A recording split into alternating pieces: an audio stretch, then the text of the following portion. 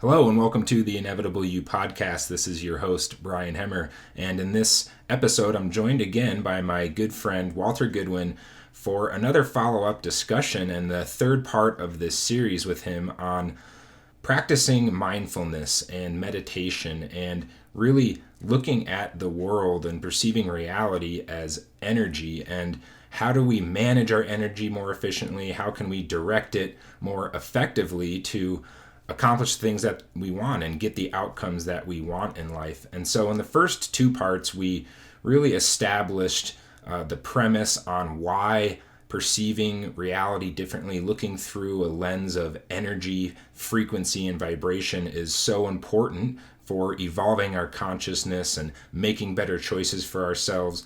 And in this one, we're going to be spending more time on the how. How do we go about doing this? So we touch on a lot of different things like mindfulness and touch on meditation as a specific practice for managing your energy effectively. So hope you enjoy. If you're interested in reaching out to Walter and you want to learn more about what he does, please visit ironbirddharma.com.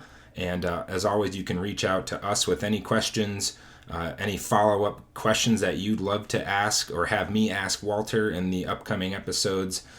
Either type them into the Q&A box on Spotify, send us a message through our social media channels. You can find the links on our podcast channel. And please give this episode a thumbs up or a like if you enjoy it. Subscribe to the channel and stay tuned for more episodes and follow-up discussions with Walter. All right, so we're back. Walter Goodwin, welcome back again. Thank you. Thanks for having me, Brian. I enjoy our conversation so much. Yeah, so following up on our previous two conversations where we really got into your background, why you got started with Ironbird, what you're attempting to do with all of your knowledge and serving friends, clients, people in your sphere, and really looking at specifically viewing the world through a different lens, looking at it through, energy, frequency, and vibration. We spent a lot of time on that, gave some great metaphors. Also, talking about what does it mean to really evolve consciousness and really how does that improve one's life ultimately, because that's really what we're here to do with all this content, and specifically for you, the integration between, as you put it, the Western demands, work, things that we all, kind of deal with here, at least in America, and then some of your Eastern philosophies and trainings and work through the years that you've done more on a personal basis. So how do we integrate those two things to, again, serve folks and give a different framework, I think, for because there's so many things we can do. I mean, with the Inevitable You, we're more focused on language and really how do we reprogram the mind and, specifically more around personal development and success habits and those sorts of things. But I think you give a great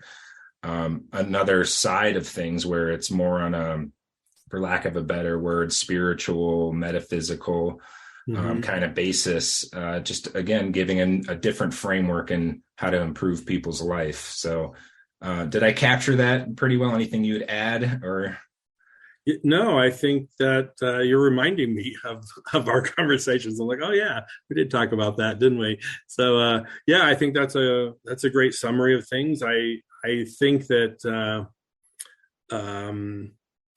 I somehow I feel like there's a nice synergy between the Ironbird stuff and the Inevitable You stuff. And I'm not sure how to describe the distinction between them, but I think you captured it pretty nicely. And I think also what's important that you noted is that at the end of the day, no matter how you view all this, this big picture, it really is all designed to make our lives better, to make us happier and to help us deal with the obstacles that inevitably arise in our lives and the challenges that we have, and to frame them in a way that's maybe more efficient or healthier, or, just leads us to what we think we need out of our lives. And I think that's what you guys do very well with your orientation. And it is about reframing things in your mind. It is about asking the questions a certain way. It is about how you approach things. And I think that's very similar to what, I wouldn't supplant any of your guys' stuff. I mean, I think it's all valuable and viable and important. And then I think it kind of on a, I hesitate to say it, but like on an energetic level or something like that, or a slightly broader kind of reframing, that's maybe where I think Ironbird kind of fits into stuff, is like, can you broaden your perspective and maybe question even some more deeply held perspectives you have on how we interface with life and what the world's comprised of. And if you start to think in terms of like, well, everything's parsed through our senses, how much am I being persuaded to feel certain things or see life a certain way just because of what my senses filter out? And, can we address our filtering and then look at it that way, and then take any perspectives you gain there. And then I would say dive into to Inevitable You stuff. Like, all right, so I am looking at life a certain way. So how can I reframe my questions? How can I reframe my goals? How can I, how can I tweak my language so that it serves my brain better? And so I see this is a very kind of organic, complementary process that the two of us are trying to kind of figure out together here, or show the similarities and the complementary nature of it. But I like your explanation and your summary of what we discussed. Yeah. So I absolutely agree that they definitely complement each other. And we started to get into more specifically around, energy management, how to manage your own energy more effectively, and how that ultimately, does improve your life, improve your decision making, your choices, the outcomes that you create in life. And really spent some more time on the why this is all important. And so I want to spend some time today more on the how. How do we go about doing this? And we've kind of talked around it, but I want to maybe get into, and I'll let you, decide where to start this, but maybe some of the Ironbird protocol or some of the tools and techniques on, how do we go about doing this? Yeah. I'm just going to write some notes so I don't forget some stuff. Yeah.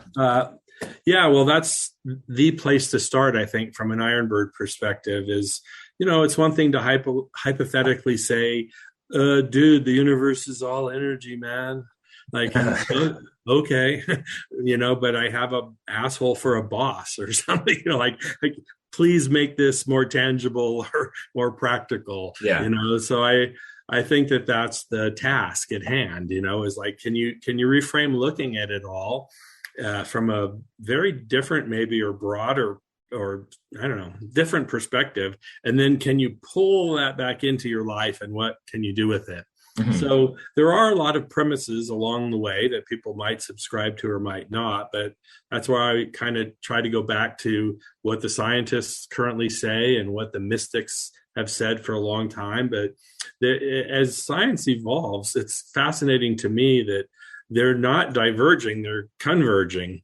The ancient mystic schools and the modern quantum physicists or whatever, they're all saying the same things at this point. Like, life is about energy and consciousness, and everything is wavelengths and waves and frequency and whatever, even matter.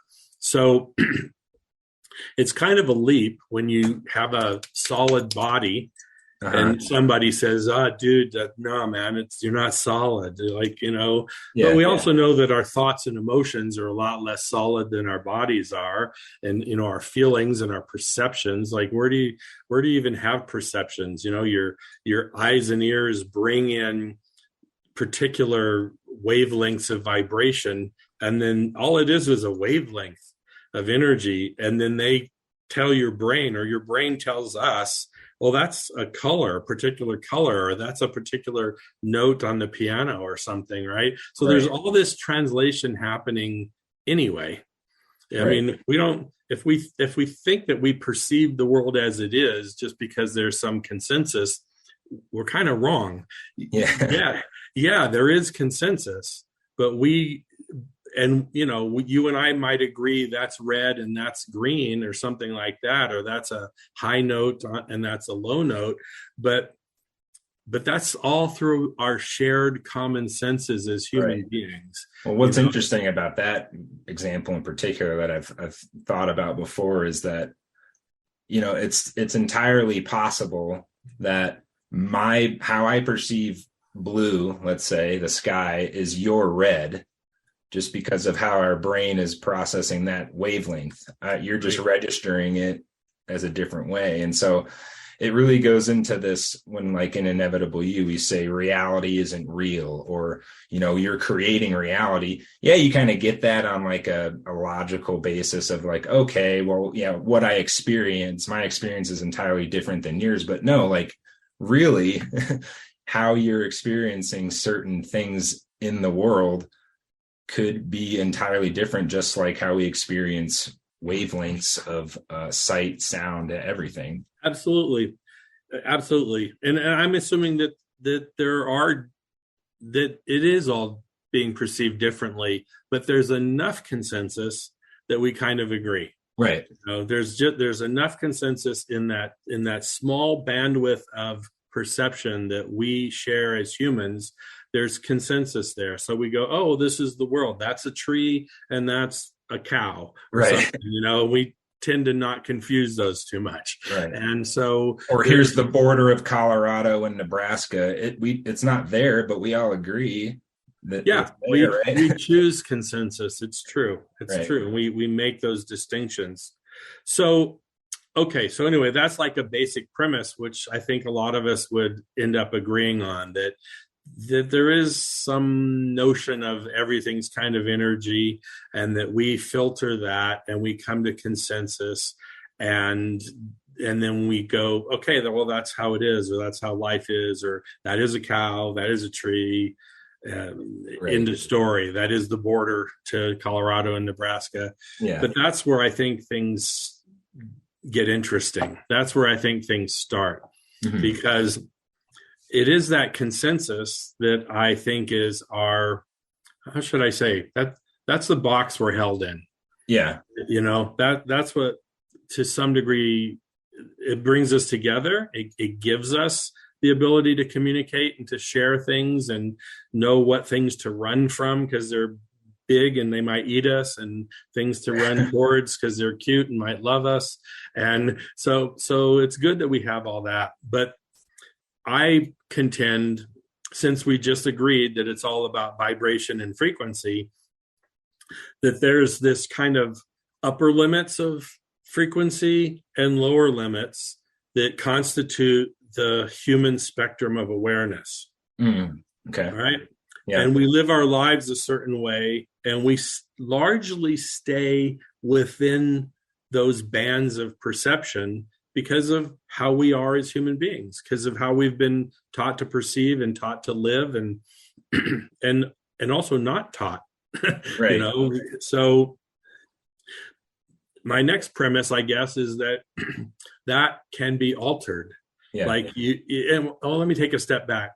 We all know what it feels like to have kind of alternative perceptions. I mean, maybe some people claim to have out-of-body experiences or lucid dreaming. There's all kinds of sexy things that people claim they can do. Some people can see auras or talk to dead people or whatever, and maybe we're hesitant to accept all that stuff.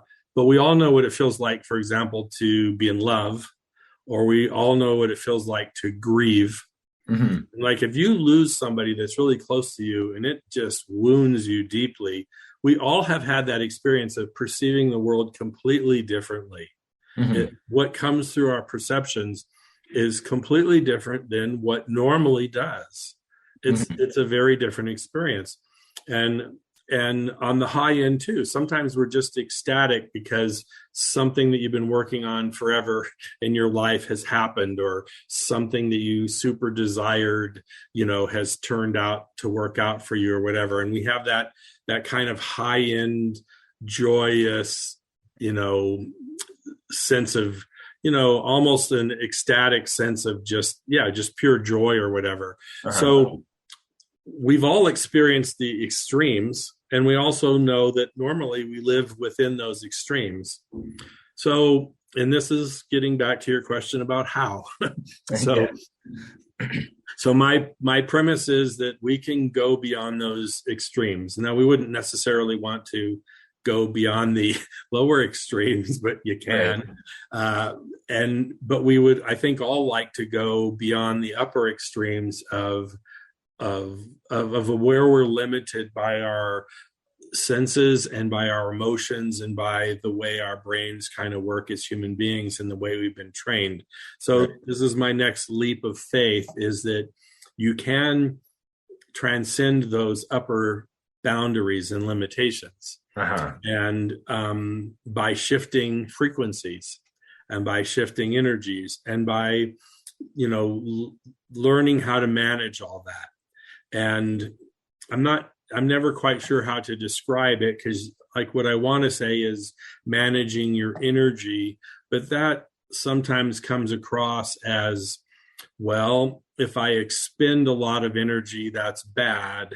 And if I just sit on my ass and save all my energy, somehow that's good. It's not like that. It's more like, how do you work with energy efficiently, and how do you engage it consciously and intentionally, and what are the mechanisms for gaining energy or storing it, and what are the mechanisms by which we inadvertently waste it or lose it. So that's the approach and plan. And then within those two large categories are all the hows.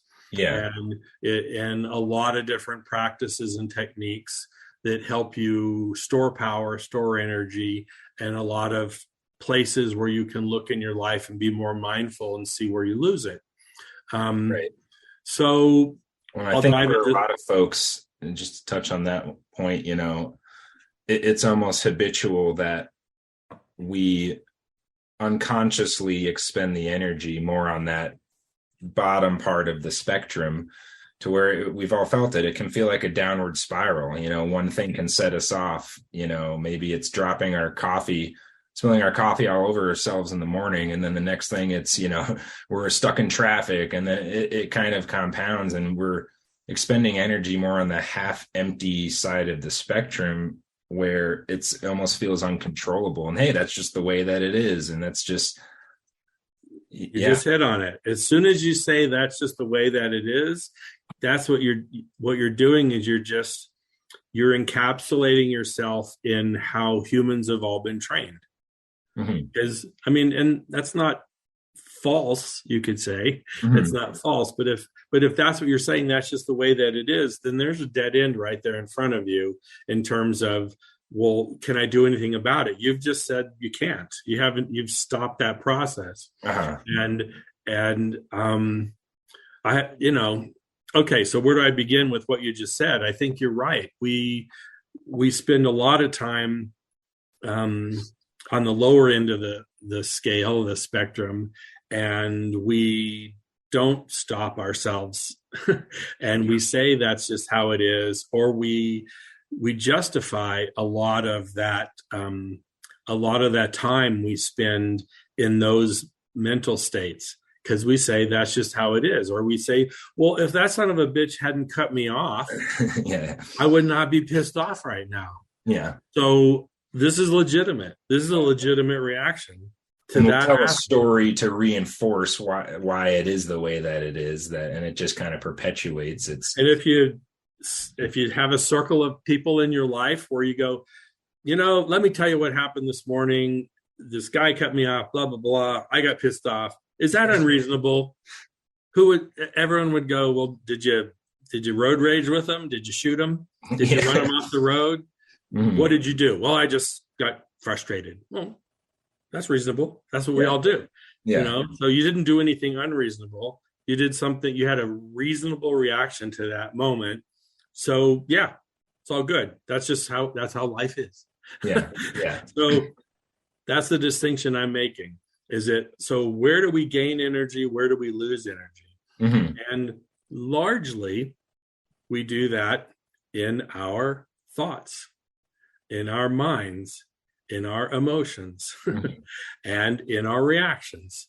So, I don't know whether everyone would agree with me, but like in that scenario, the guy cuts you off and you get upset and everything, and you're like, yeah, God damn it, yeah, and everyone says, yeah, well, that was a reasonable reaction to it. But in those few seconds, in those few minutes, however long you pursued that energetic trajectory, mm-hmm.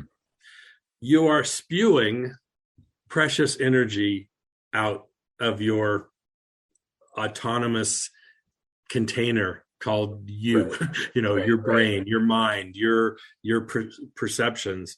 And I don't think we give any of that enough thought, because first of all, we haven't quite been trained in energy retention.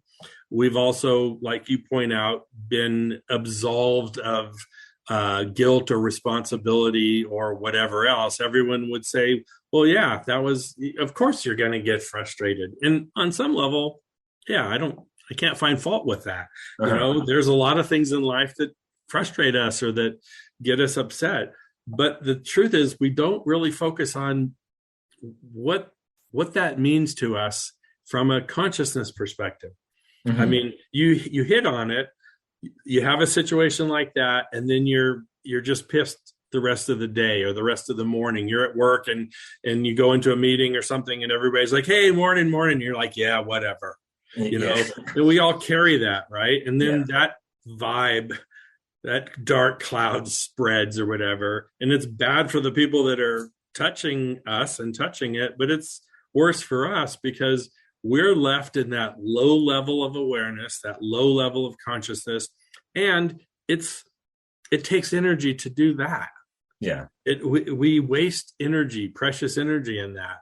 So, and to that one point you just made, it does affect the environment. I mean, if we're looking at things through the lens of energy, frequency, and vibration, and we all are energy producers or emitters, and we're interacting with people throughout the day, well, we're connected, even though we seem separate, right? Based on how we perceive the world. No, it really is affecting how, your spouse or your coworker, or because they can feel it. They may not be conscious of it, but it's affecting the energy fields, right? Well, 100%.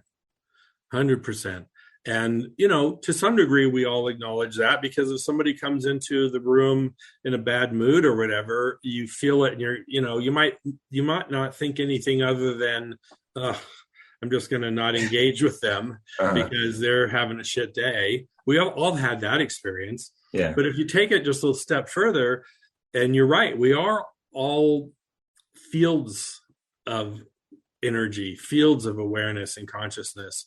My premise would be, not only did engaging with that person make you want to avoid them for a few hours, but it left a little bit of gunk on you. Yeah. It whether you perceive it or not, it's kind of like a truck goes past you on the highway and splash, after rain or something, and you get that small thin film of crap on your windshield, and you're like, damn, I wanted to remember to replace the windshield wiper fluid shit, and now you're kind of like got the windshield wipers just smearing shit and everything.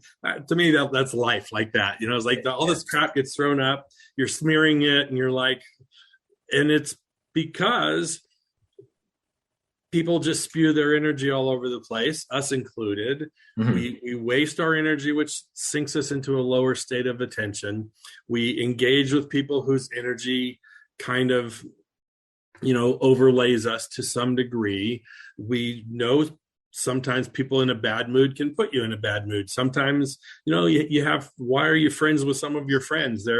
You enjoy them. As soon as they come in the room, you just feel better for it, and you enjoy their presence and their energy and their smiles and their perspective. So we've been uplifted by people constantly. We've been impacted negatively by people. And also we have to take responsibility ourselves for our own emotions and thoughts and where we let our minds wander.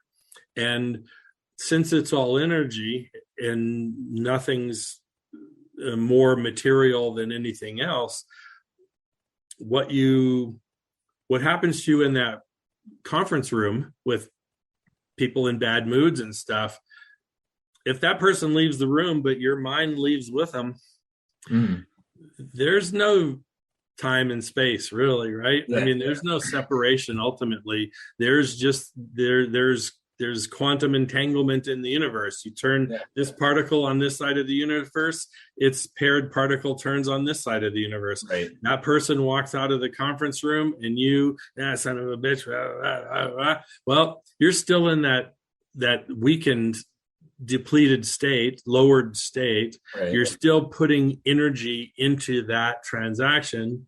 And I think that's why all the spiritual masters of the ages try to just be chill and try to I'm not into being an asshole. Well, it's just smart. It's not that that they're morally better than the rest of us. They just kind of figured out that it's all about energy exchanges, and they do a lot of work to preserve their own energy, so they don't want to get sucked into some energy exchange which depletes them or takes them into a lower state of consciousness. So you start to grouse and grumble and whatever, and they just kind of go, look out the window, because they're like, well, if I engage with that too much, that's my energy engaging with that energy. And I do a lot of work to kind of go up, and that's going to pull me down. So I'm just going to try and gently disengage from that kind of junk and recognize that my mind is, I'm ultimately responsible, and my mind is something I need to control, and I need to be sure that I'm not following along those energy lines. Right. There's an old story about two monks.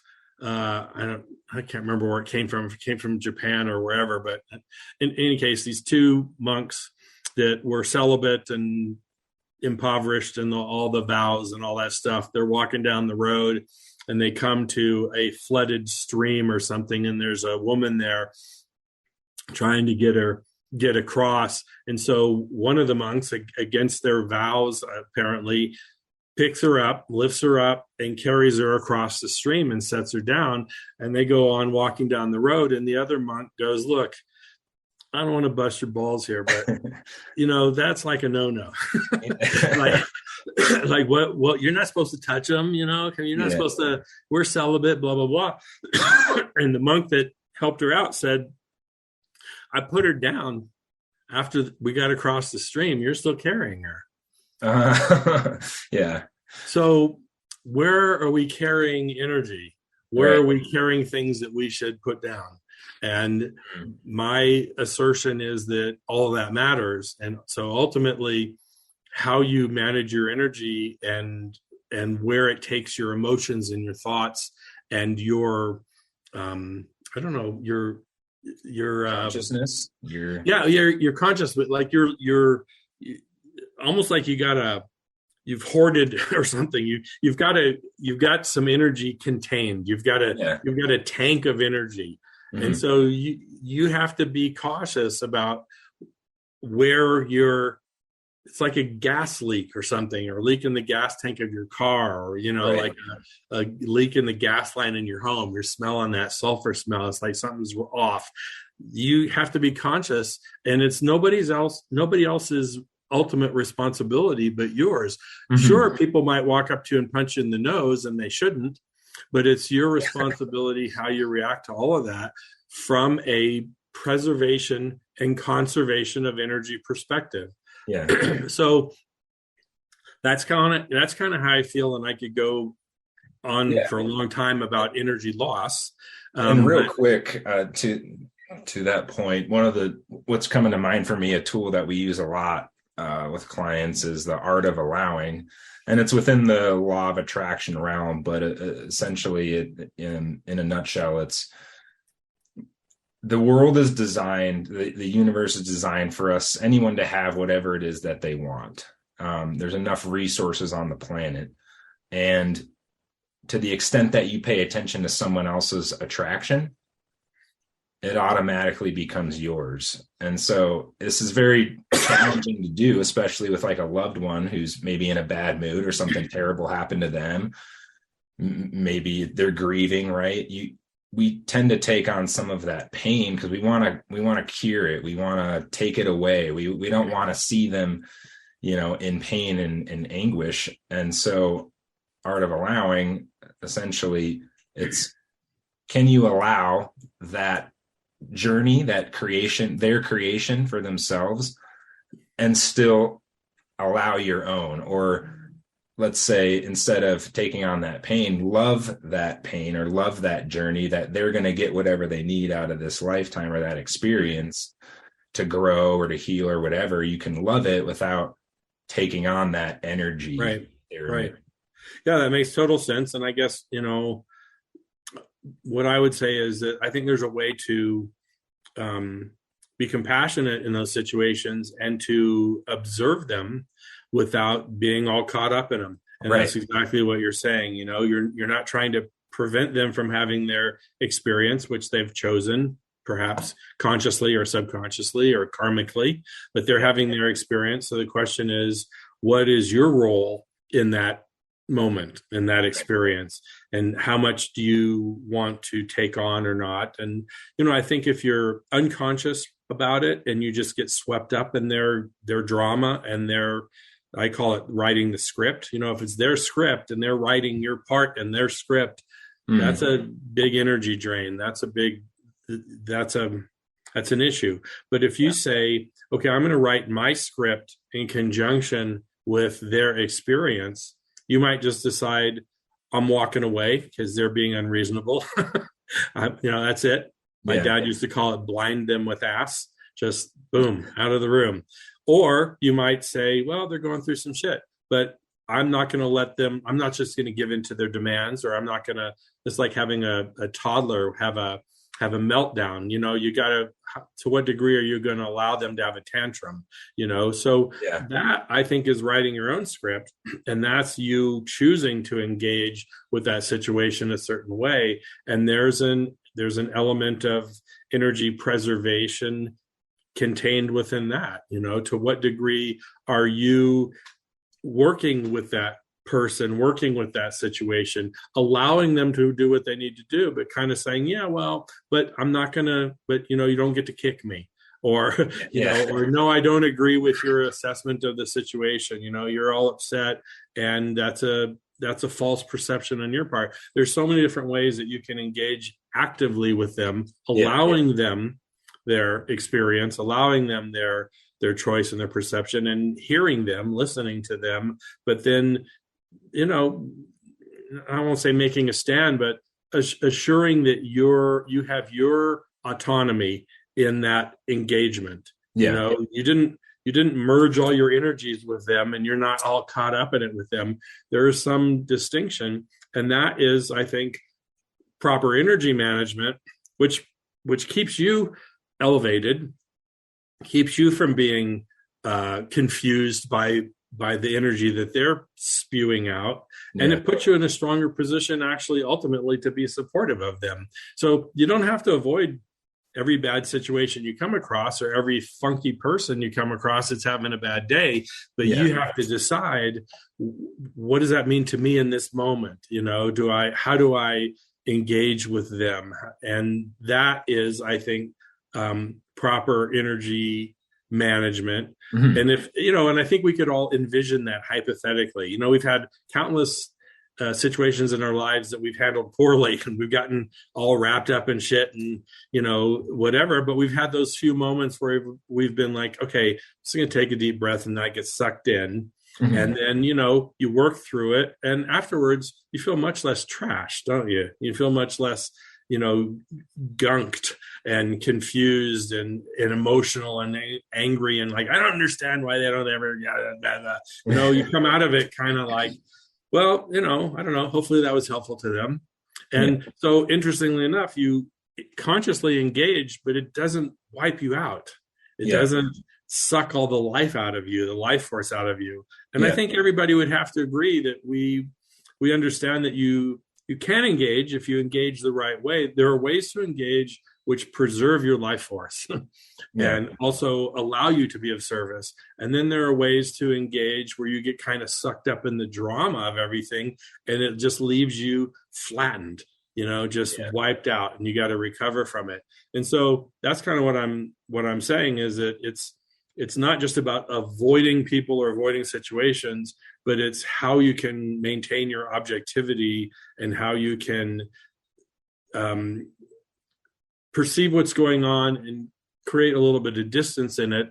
And that distance might allow you to be even more supportive and more helpful and hear them and listen to them even better than you otherwise would have by getting sucked into the drama. Right. So, and I know for me,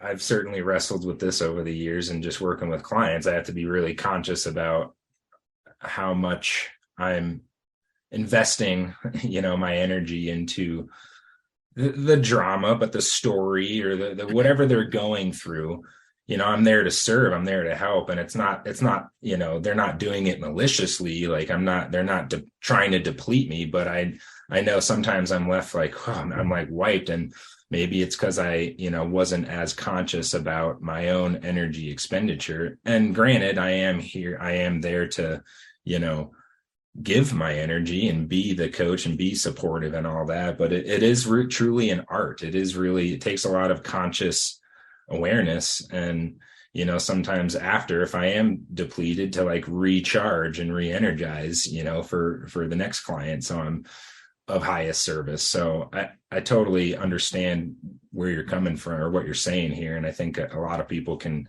think of just, recent interactions and past few days that, this kind of phenomenon happens for them, right? Like, happens to all of us, and we get caught up in stuff. And more often than not, it's with the people that you care about and the people that you do have deep emotional bonds with, and then and you have history with. And so you kind of get sucked into knee-jerk reactions, how you always deal with this. Oh, here you go again. And then you're sucked in, right? So I think your example is a really good one because of your role with your clients, you're trying to maintain a little bit of objectivity, obviously, right. And you're trying to preserve that, and you're trying to preserve your clarity of vision and consciousness because that's what's really important to be of service. That's exactly what I'm talking about. And, can we, but not everybody works with clients the way you do or has those kind of positive triggers, if you will, to say, well, I can't go down that path because I'm going to be wiped for my next client. But we don't often engage with our lives and our families and all the other conditions in that way. You've been more trained to respond in that way, and you do. But imagine if everybody was more trained the way you've been trained, which is largely what you also do, is help train people in those kind of mechanisms, right? And they're healthier mechanisms. So what I would just say is it's emotionally healthier, it's mentally healthier, it's healthier across the board, but we often don't think in terms of, is it energetically healthier or or how does that affect we can kind of see how it affects my mood, but how does it affect my levels of awareness and my consciousness? Yeah. And so as we apply more of these techniques to manage energy interactions and energy loss, you can not fritter as much energy away, and you could recognize to what degree people and their emotions are controlling you, and you get sucked in, and through no fault of their own maybe, but still, if you get sucked in, you get sucked in. And ultimately it kind of comes back to what I think the Eastern practitioners would say in terms of meditation and mindfulness is it comes back to your ability to control your mind, and to not keep carrying the woman 10 miles down from the stream.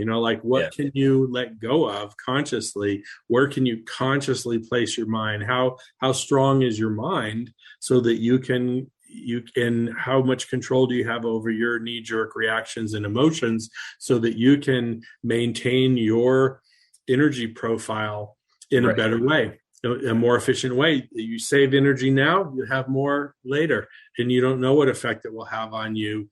We've all had the experience of driving or engaging in certain activities where we're just wiped, and you're more prone to get in an accident, or you're more prone to get upset when you're in those lower states of attention.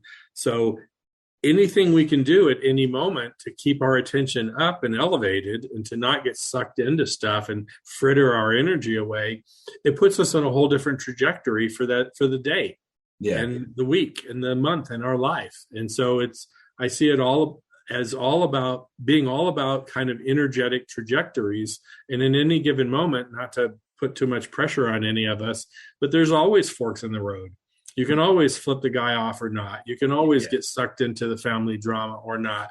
You can always, we do make those choices. We just make most of them subconsciously and involuntarily, and based on habit and based on family dynamics. We largely we do our lives the way our parents did their lives, which is the way their parents did their lives. And how do we break some of those generational cycles and get out of them? So it's just about being more conscious about how you engage with the world and people, and doing it more on your terms and less on as a reaction to their terms. So a lot of it is about loss. And then I don't know if you have a couple of interim thoughts and questions, but then on the other side of the coin, of course, is energy gain.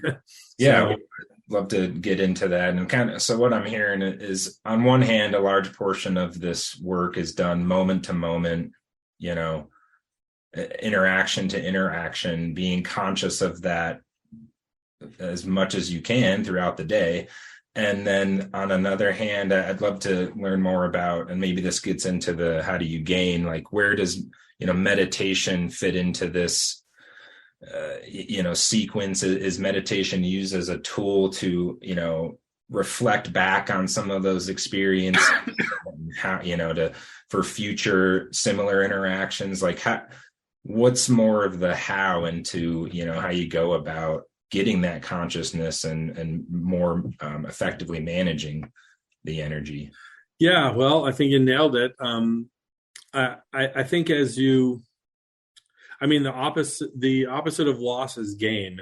So I guess I would say the opposite. So losing less is gaining more, or something. So it's all tied together. So if you go through your life observing and trying not to knee-jerk react to certain things, and recognize that there's a potential for loss there, or potential for efficiency, and you kind of look at it that way, as you become more efficient, you gain more in the process. It's like, I don't know, maybe I don't need an example, but I think that's pretty clear.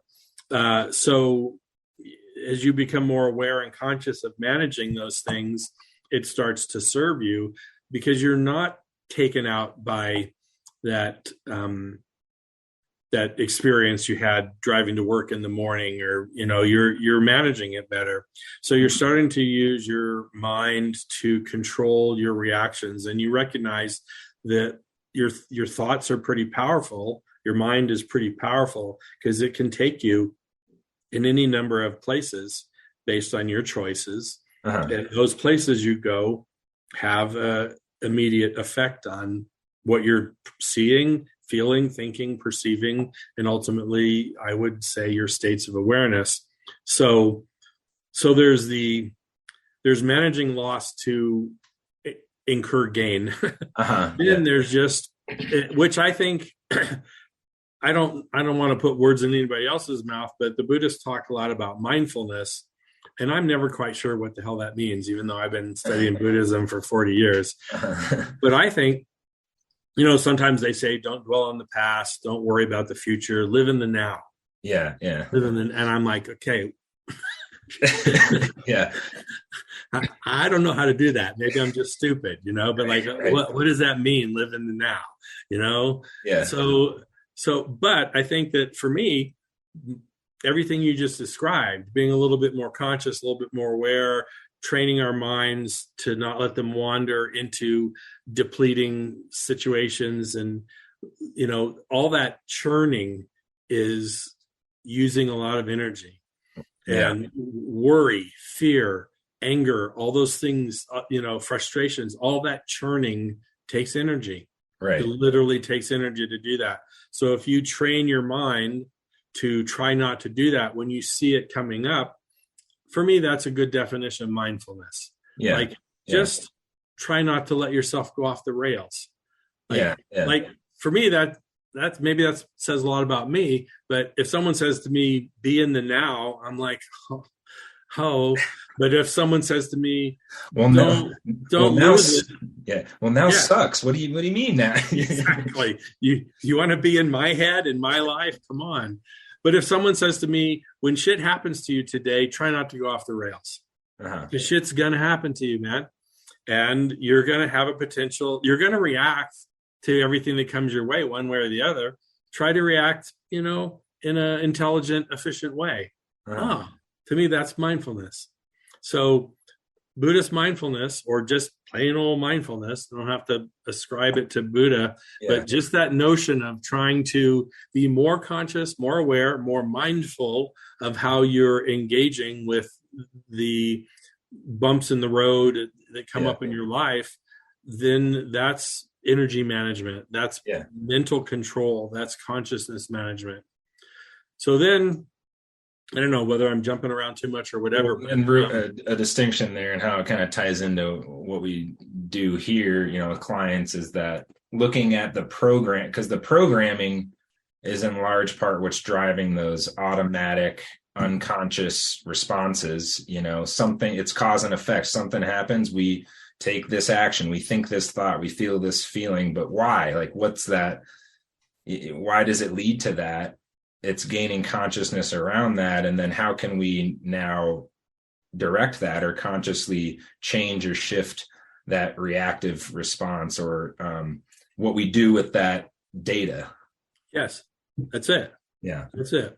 Just take a step back, try to be objective, try to be less unconscious, try to process that data, try to see, to what degree you're reacting because your parents were the way they were, to what degree you're reacting because that's a societal trigger for you, and just, be a little bit more of the observer, sometimes they call it, a little bit more objective, and kind of going, well, I find myself knee-jerk reacting in a certain way. Does that serve me?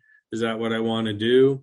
And large part of it is your actual reactions and your physical reactions. And do you scream back at the person or whatever? But more subtly, it's over time learning how your mind works and how your reaction themselves work, cutting yourself off before the reaction, but not stewing over it in your head either, but kind of going, well, my mind is going this way because it always does. Am I capable of this?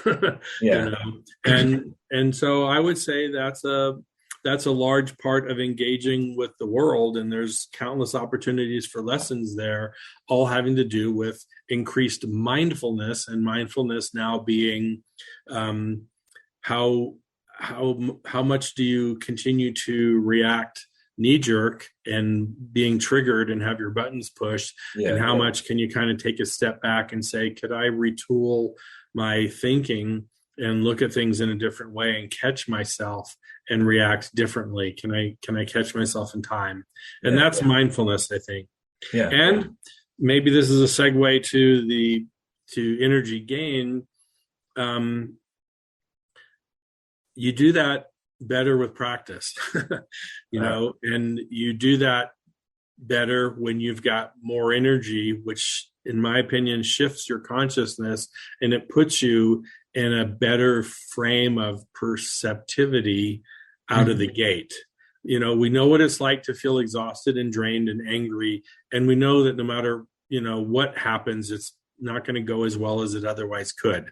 You know, you go home, you've had a really shitty day, and your spouse or your kids or somebody starts engaging with you. They make a simple request or whatever they do, and you're like, you know, like, and that has nothing to do with them, and it has nothing to do with how you really feel about, you know, that request or that suggestion.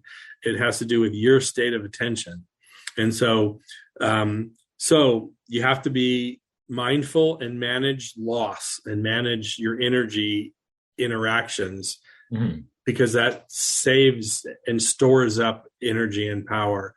But then to your question from earlier, where does meditation and what other practices like that, how do they help in energy increase as opposed to retention? You know, energy retention, by not spewing it out, leaves you with more, but can you just do something that just gives you more? And in my experience, you can. And I think meditation, that's been a big part of my practice. And I think it's very powerful in helping to train your mind, and very powerful in helping you connect your thoughts and ideas with things that are empowering instead of things that are enervating and draining. And it's a very powerful tool. But also, I think there's a lot of tools that empower or energize you. You know, some people are more athletic. Some people like to spend time in nature. Some people spend time with animals or something, you know. There's exercise. Exercise is a big deal, you know. And, you know, anything that kind of lifts your spirit and makes you feel more connected to life, whatever that means to you. Some people like to read inspiring books. Some people like to look at inspiring sunsets. You know, I think it's all fair game. So you got to kind of figure out, what is it that lifts me up? And, you know, it could be a hobby. It could be other things that you pursue. It could be relationships. It could be selfless service. Maybe you help at a soup kitchen, or you know, who knows what you do, but what lifts you up? Because that energy, even though let's say you're exercising, or even though you're donating your time and energy, strangely, paradoxically, that empowers you, that generates energy for you, which you can then store. So I would say it's a combo platter of all those things, of kind of doing acts of kindness, doing some generous things, if that lifts you up, doing exercise, doing hobbies, doing, you know, music or dance or things like that you just find lift up your spirits. You need to, in this day and age, we're so busy commuting to work, doing the work, being exhausted from work, having a drink to calm down after work. You know, I mean, commuting, hopefully drinking after you commute home. I mean, it's a vicious cycle. And where in there are you saying, I'm making time to recharge myself? Usually the only time we choose to recharge is when it's gotten so bad we have no other choice. But what if you made time every day? Or maybe we reach that point where we're already so depleted that we're trying to fill it back up, and we're like going like overtime. We're trying to end up expending more energy trying to fill ourselves back up, that it's not quite efficient. Yeah, it's not. And that just speaks to how we've been trained, I think. You know, that, and particularly as life gets more fast paced in the past hundred years or so, in our culture, in our country, you're rewarded for working hard and all that stuff. And if you're not productive, you're not rewarded and you're chastised.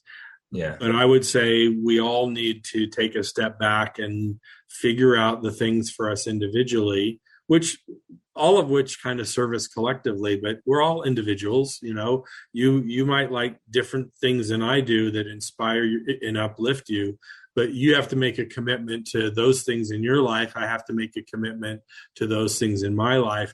And just like we spent this whole conversation talking about potential scenarios for energy loss and frittering things away and how you have to control your mind to prevent that, we have to look at the scenarios for upliftment and energy gain and retention. And we have to make a commitment to look at those things kind of objectively too. Right. And to try to promise ourselves that we'll try to do a little bit better job of putting energy into uplifting our energy, taking time out for a little exercise, taking time out for a walk in nature, taking time out for any of those activities. Even if it's 5 minutes of maybe journaling and acknowledging things you're grateful for. I know gratitude's a powerful tool for that. Very powerful. Gratitude reframes everything instantly.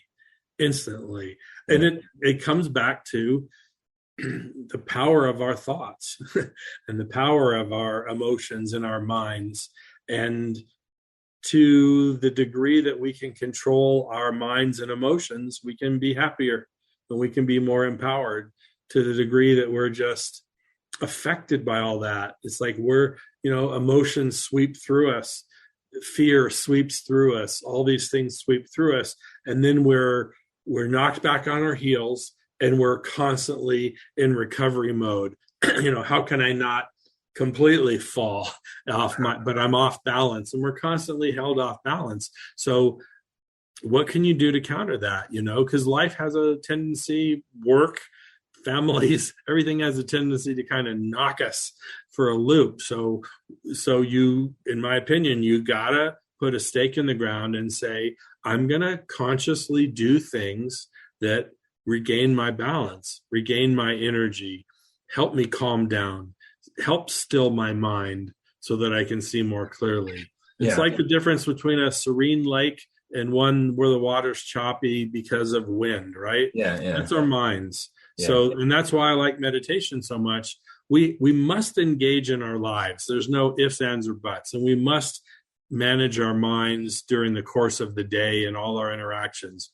But for me, I personally need some time every day by myself with my own thoughts in a very quiet setting where I can try and set a new high water mark, or I can take those bouncy waves on the lake and try to settle them out so that I have a better baseline as I go into my days. And for me, meditation helps settle things down. It helps calm you, it center you.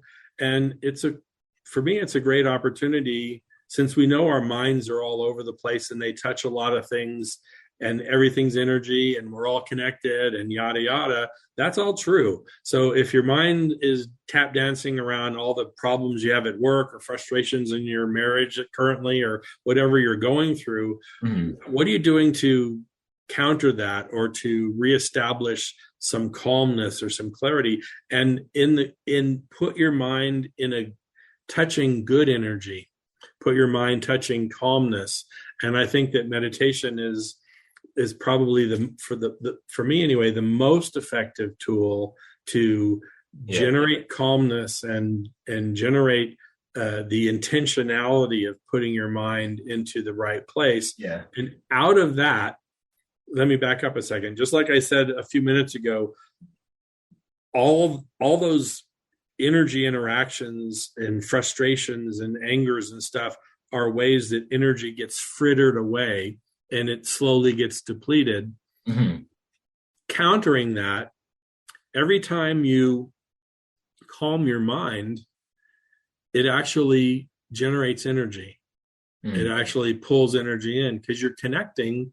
If you believe that there is an ultimate source of energy or that there's an ultimate ocean of awareness, use any analogy you want. If you believe that there's God or a divine presence or that there's this amazing universe of multiple frequencies and wavelengths and vibrations that you can choose to tap into at any other level, when you start to do that consciously, you start to gain power and energy, which you can use anywhere in your life. But you can, it's like plugging the thing into the Tesla, right. You plug it in and the battery gets recharged. And we all know what happens when you don't recharge frequently enough or enough, you get depleted. So I think there's good meditation techniques, and we can talk about them at some point if you'd like to do that. But ultimately, it's all about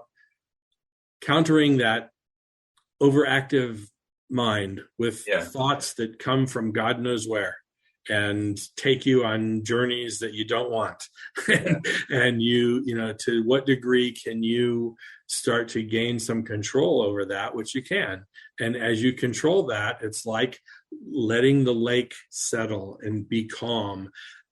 Energy is available in those moments. Energy is accessible and it's storable, and it changes your levels of personal power. It changes your perceptive skills. It changes your awareness. It improves your intuition and clarity and all the things that we all think would serve us better in our lives. We'd make better decisions. We'd have more energy to take on the tasks that we've decided to take on. You just do it all with a bigger engine or, with more fuel in the tank. You know? Makes sense. Well, we could certainly, I'd love to do a deeper dive on meditation specifically in a future discussion. Because we're about an hour here, but kind of what I'm hearing is meditation it's like a multifaceted tool. For one,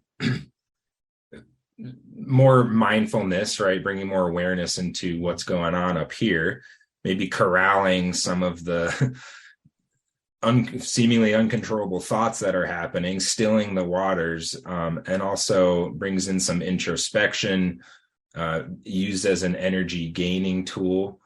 And I'm sure there's more to it that we'll get into as well. But I don't have much experience with like the seated meditations, but I know for me, yoga is a very meditative practice. For it's the moving meditation, and I know coming out of a class, I feel clear and energized and like more peaceful, and it fills my cup again. There you go. There it is. I mean, so, and that's your personal experience, that it makes a difference. So, we can't all do yoga all day long, but we can commit to doing enough of it that, like you said, it fills your cup and it shifts you.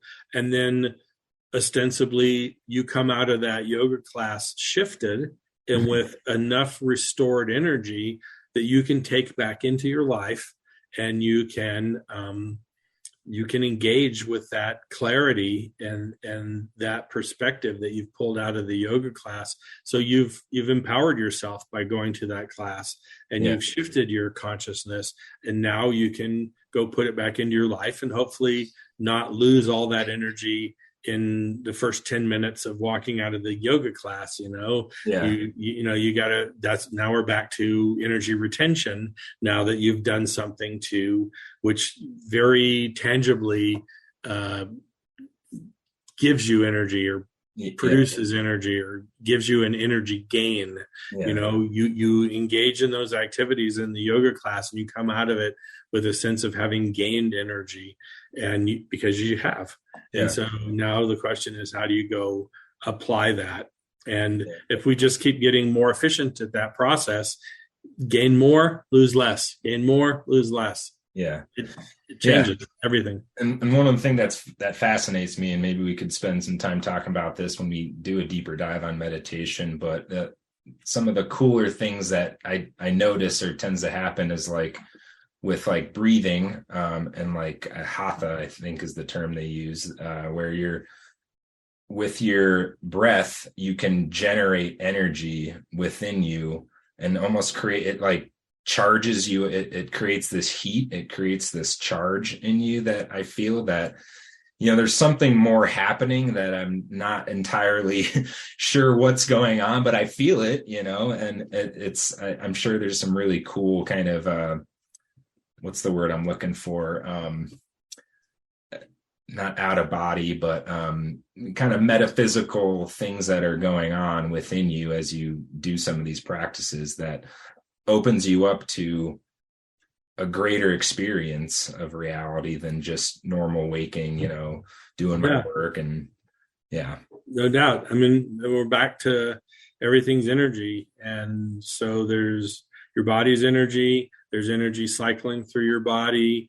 The breath is very connected to energy. So, I think I'm not a yoga practitioner, but, they talk about pranayama, which is breathing practices. And, and they talk about manipulating, I think they even have Kundalini yoga classes where they do that stuff. I haven't gone to any, so I can't speak to it from experience, but I think what it all is trying to do is to get you to more consciously move the energy through your body.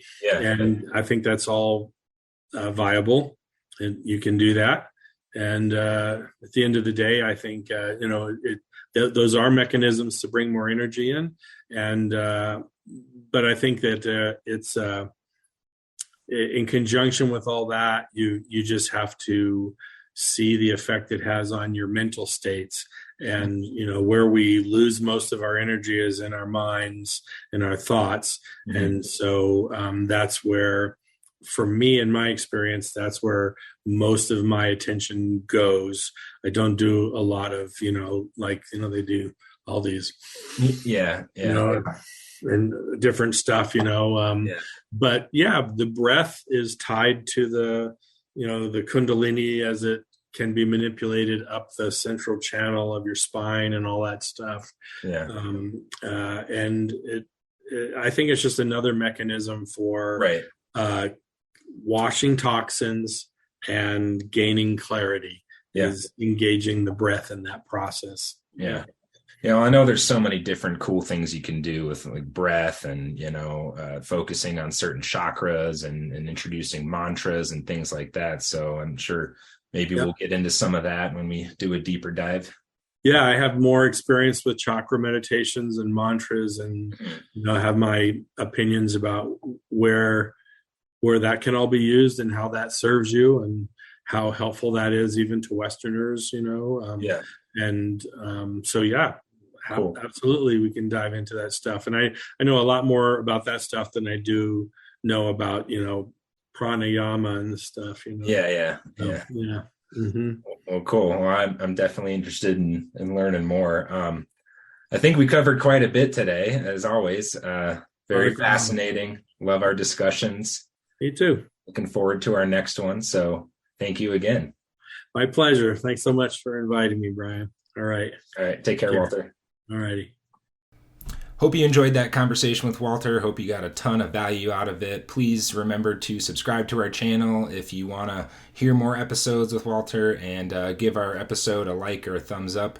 Share with your friends and family, and remember to send us any comments, questions, anything that you'd love me to ask Walter in the upcoming episodes. So hope you're having an awesome day, and you'll hear from us soon. Take care.